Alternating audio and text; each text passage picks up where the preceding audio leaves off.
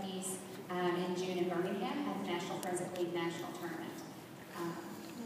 In Kentucky, we have 4 leagues that kind of act as their own state leagues. We have the Kentucky High School Speech and Debate League, or Speech League, the Kentucky Educational Speech and Drama Association. We have the Kentucky Catholic Forensic League, which the diocese, our little district, is the entire state, and the Kentucky Forensic League, which is a chapter of the National Forensic League, where our district is the entire state. So this past weekend, we competed in a national qualifying tournament. Savannah earned 3rd place, and she earned a slot to compete at nationals, which is really awesome. Next up, we have Connor Hutcherson. Connor is a junior. Connor placed 3rd with his oratory, which we're about to hear, at the Kentucky Educational Speech and Drama Association State Championship. So what you're about to see is, again, another wonderful top placing in the state oratory. Oratory is a traditional speech.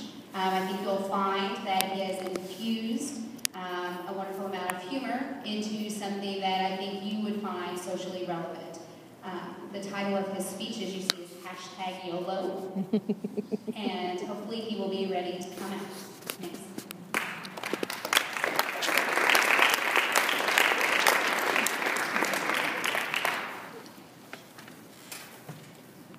Hey guys, what's up?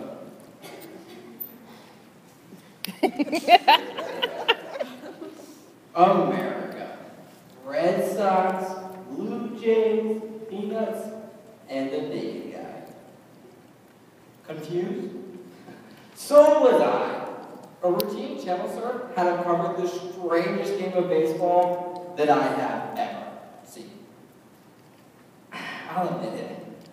I don't know much about baseball, but I'm pretty sure the players are supposed to run around the bases and not away from security guards. And I'm certain they're supposed to be wearing clothes. No, what I witnessed was not a part of baseball. I watched a crazed fan make a complete fool of himself by streaking across the field. And right before he got tackled, I noticed something written on his chest. It was hard to make out, but it looked kind of like yo-yo, which is really ironic because he certainly did not hop right back up.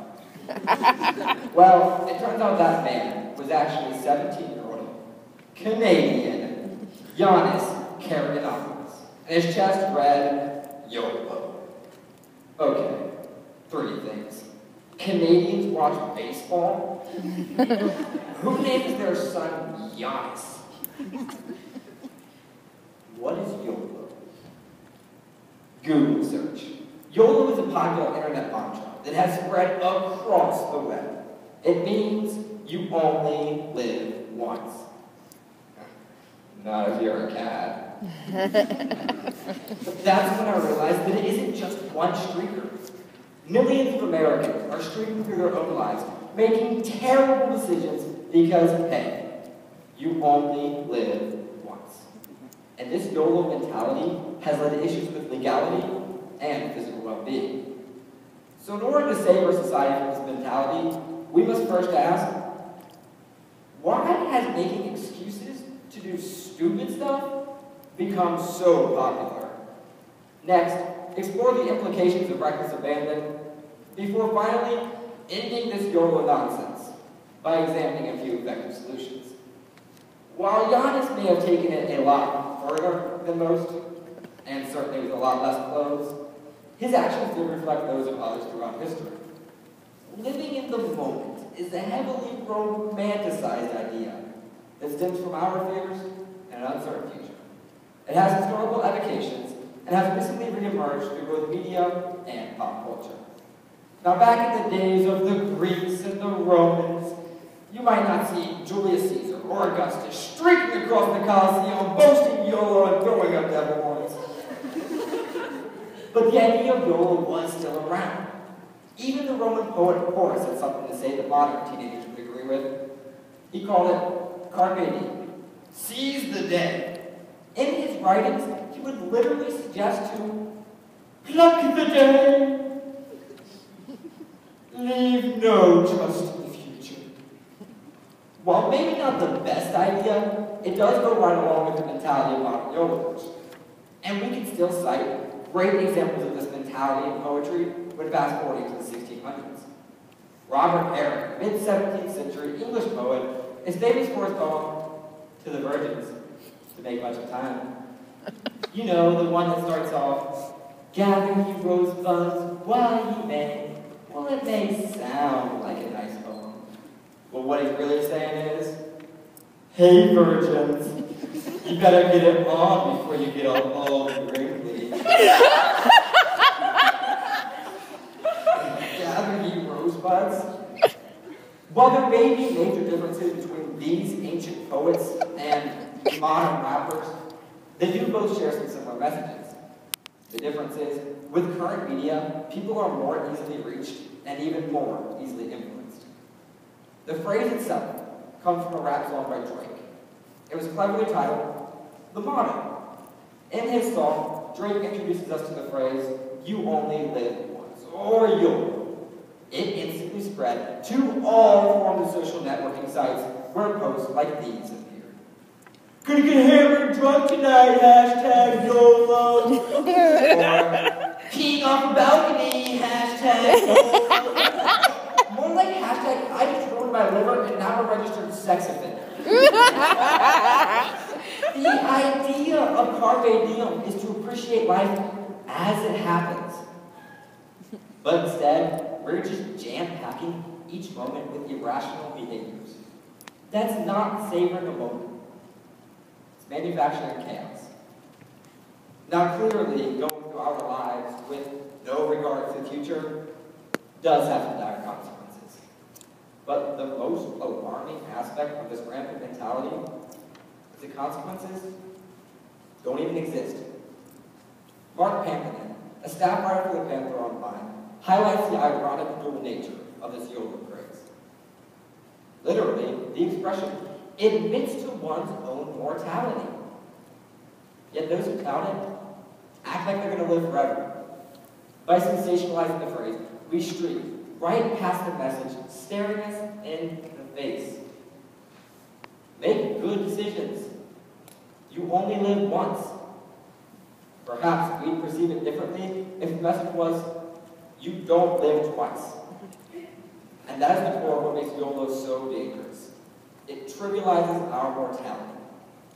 Unfortunately, this is a lesson some learned too late. In early September, Irvin McInnes, an aspiring young rapper, made one poor decision while under the influence of YOLO. Only moments after tweeting about drinking, driving over the speed limit, and YOLO, this young man's car swerved off the road and into a light pole. He and his four friends were dead before police arrived.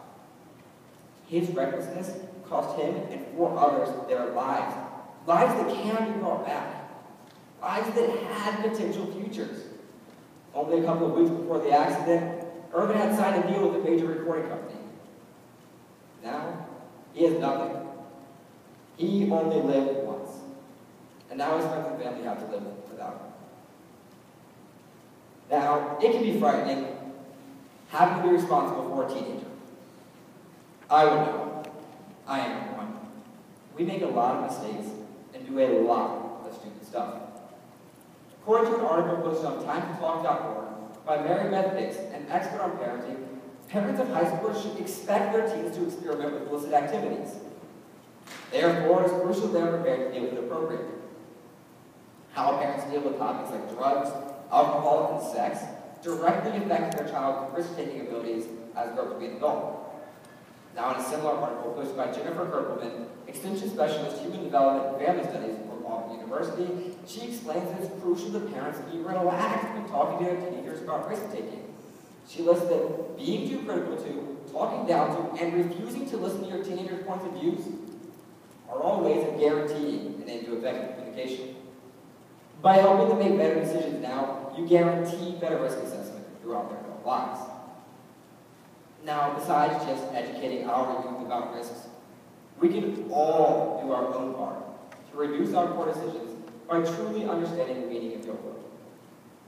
Jackson Salters, the 2012 valedictorian at James Caldwell High School, stated in his commencement speech that there are two ways we use the phrase YOLO. The first is, YOLO, whatever, I don't care. The second is YOLO. I'm going to take advantage of the fact that I'm alive, and I'm going to do something special. And that's what we all need to understand. It isn't about doing what you want, when you want, just because you can. It's about realizing that there's no better time than now to make good decisions and respect our lives, because you are worth more than embarrassing yourself in front of 26,000 fans, blacking out from alcohol poisoning, or leaving this world too soon. You know, I do occasionally think back to that baseball game. What do I think? That's right, 3 things. I guess Canadians do watch baseball. Giannis does have a nice ring to it.